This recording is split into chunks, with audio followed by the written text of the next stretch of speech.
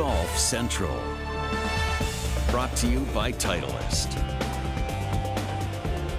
Welcome to Golf Central. I'm George Savarikis. When the major tours resume their schedules in January, we'll have new procedures when it comes to rules reviews on video. Let's review the new rules released today by the USGA and R&A. Starting on January 1st, there'll be one or more officials assigned to monitor the video broadcast of a competition to help identify and resolve rules issues as they arise for tournaments on the PGA Tour, LPGA, European Tour, Ladies European Tour, and PGA of America. The tours will also discontinue any steps to facilitate or consider viewer call-ins as part of the rules decision process. In addition, the USGA and R&A will adopt a local rule to eliminate the additional two-stroke penalty for failing to include a penalty on the scorecard after a video ruling when the player was unaware of the penalty. This local rule is expected to become permanent when the modernized rules of golf take effect January 1st, 2019. Reps from the USGA and R&A explained the decision to update these rules earlier today on Morning Drive. Of course, the first question we asked ourselves was, should video be used at all? And I think we all quickly reaffirmed the conclusion that there's a lot of benefit to using video, whether that's identifying known facts, absolving players from penalties, or in some cases imposing penalties. It's just important for the integrity of the event to continue to use it. But what we did look at is, are there way to put measures into place that can really address the issue of video call-ins, these distractions and controversies that occur when somebody at home calls in a ruling. And so as a group, we recommended, and as you mentioned, all the organizations are adopting a set of protocols that will put experts in place to actively monitor video as it occurs. So for the fans at home, they need to know that as they're watching the video coverage, so are experts that are part of the committee. And therefore, in addition to committing those resources to monitoring, there's no longer to be processes in place to accept phone calls from the outside. So again, the message is, as a fan, enjoy watching the game, enjoy watching the best players in the world, but also have confidence that the committees in charge of running the competition have the rules handled. And really, that's what we've heard from players and committees is, let's leave the rules and the administration of the event to the players and to those responsible for running the tournament. When you say no more viewer call-ins, is that, lock, stock, and barrel? No one can call in and contact this video reviewer who's going to be sitting here and watching this golf tournament? Yeah, I think, Damon, we have confidence in the abilities of those that we're putting into these positions. We have confidence with a range of rule changes that have been made, over a series of years and months. In all of this, we shouldn't forget the decision 34-310, which was introduced, which now deals with the naked eye standard and the whole concept of reasonable judgment. And all of these are about trying to make sure the rules work for golfers in the real world and in real time. One of the stories of 2017 is Lexi Thompson in that 4-shot penalty. How much did that influence the creation of the new local scorecard rule that you guys are implementing? Well, clearly that case has been something of a focus point for us. Interesting for those who have been involved in the rules review process for some time that, of course, the scorecard penalty was changed in 2016. Prior to that, a player who has not included a penalty in their scorecard would have been disqualified. So what was particularly interesting was in the Lexi Thompson case and in a number of other cases that have emerged since the revised rule came into effect in 2016 is a widespread discomfort with the additional two-stroke penalty. And so that became a focus as to whether that change to the rules should have effectively evolved to the next stage. And really as part then of the correlation with the rules modernization project, that work enabled us to have confidence that not only did we feel that the penalty did not need to be applied, the additional penalty, but that we had confidence that we didn't need to wait until 2019, hence the proposal to introduce this buy local rule with effect from 1st January 2018.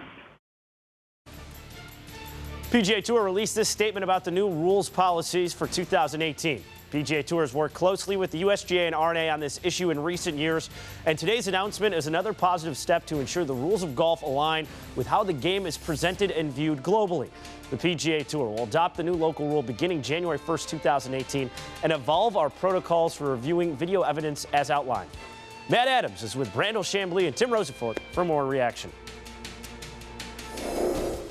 George, thank you. As Damon noted in that interview this morning, the most recent example would have been different under today's announcement, of course, that the 4-shot penalty to Lexi Thompson that she received at the ANA Inspiration. She received 2 shots for not putting her ball from its original position after she marked it, which happened in the 3rd round. But since she did not know about the infraction until the 12th hole in the final round, she also received 2 shots for signing an incorrect scorecard. To be clear, Thompson would still potentially have been penalized 2 shots for the infraction, but under the new rule, not an additional 2 shots for the incorrect scorecard. Her lead would have been potentially trimmed thus to 1 shot instead of trailing by 1. Lexi Thompson released this statement on social media.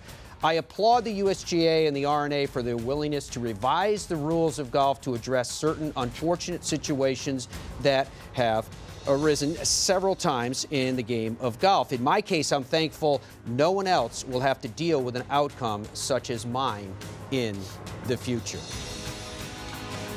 I am joined now by Tim Rosefort and Brandel Chambly. Gents, there's been a lot of reaction to this already since the announcement was made. I guess, Rosie, if I can start with you, give us the big picture from a USGA perspective. I know you had a chance to catch up with them. Why?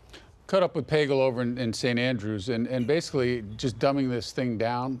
He basically is saying, we've got this, and he wants all the rulings now to be made by rules officials or by players, not by some guy sitting at home on his couch. Well, and I'd say it's about time. You know, if you go back to 1987, Craig Stadler not throwing in the towel, but throwing down the towel to Lexi Thompson's debacle at the ANA, you're talking about 30 years. And really, it's about 12 incidents that have waged war against common sense. There was no advantage gained whatsoever when Craig Stadler threw the towel down. It was unnecessary for Lexi Thompson to be, in a sense, exposed to double jeopardy. I mean, they have such a rule in the court of law, but it doesn't exist in golf. Obviously, you're going to sign for an incorrect scorecard. So this is good, and I think collectively, golf world says it's about time. What is the golf world saying, Rosie? Have we heard? Well, from a player standpoint, I talked to Paul Azinger, who had a situation happen to him at Doral in 1991. There was a viewer call, and I was covering that event for the Sun Sentinel in Fort Lauderdale. First time a rules policeman had called in and affected a tournament in that way. And then Patty Harrington, who was, he said, WD'd twice in cases like this. Interesting, though, mixed reaction. You know, Zinger's saying, I'm not sure if I like this. You know, I'd rather have someone calling in and making a point of something that maybe wasn't on TV and then getting away with something. No player, he's saying, would unwittingly want to get away with a case in a situation like that. And Harrington took, he was more company in this case, more USGA, R&A, in saying that this simplifies things, Brandel, that it makes it cleaner, that it should help pace of play. He's fine with it. Azinger, not 100% behind. Well, there'll be somebody watching. Obviously, that person will know the rules inside and out. But the language is still a little vague. It still will happen that there will be rules scenarios unfold until the event is in the books that will impact the proceedings, that will amend a score. And, you know, who's to say it won't come via Twitter? Mm-hmm. It may not come via somebody calling in, but it might get tweeted in, or it might be the case that another player saw it. But we'll still have some controversies, just not as many, and they won't be as ludicrous as some of them have been, frankly. Well, at least it's also an example of golf's governing bodies being willing to make a decision and being willing to implement that decision straight away. In other news tonight, the PGA Tour has suspended 2004 PGA Tour member John Deere Classic winner Mark Hensby. Here is a statement from the PGA Tour. The PGA Tour announced today that Mark Hensby has violated the PGA Tour anti-doping policy for failing to provide a drug testing sample after notification and has been suspended for a period of 1 year. He will be eligible to return on October 26, 2018. Some Monday golf this morning on the European Tour in South Africa at the Joburg Open at the Rank Park Golf Club, Randall. Yes, this is Sean Norris, who had absolutely no chance to win the tournament. But you will never see anybody that intense with no chance to win the golf tournament. The reason is because he was trying to gain entry into the Open Championship. At that point, he needed a rally to tie for it. It looked like tie with this man right here, Tapio Pulkanen. He at the 18th hole here. And he needs to hold that chip shot to get in. So he knows that he's going to tie for third. He'll get joint money, but he will not get the invitation because his world rank was less than Sean Norris's. All right, Shubhankar Sharma now from India with a par putt to win. Of course, he makes it there. He shot a final round 3 under par 68. He wins 23 under by 3 shots clear of the field for his maiden victory for the 21-year-old from India. Joburg Open is the second of 15 qualified series events. Congratulations to Shubhankar Sharma, Eric van Rooyen, and Sean Norris, the latter 2 gents of South Africa.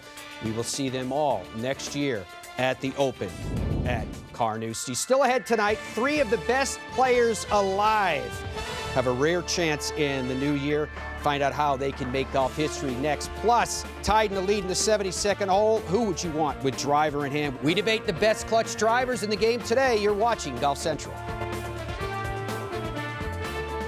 Golf Central is brought to you by Titleist Pro V1 and Pro V1X. Choose the best for your game. Geico. 15 minutes could save you 15% or more on car insurance.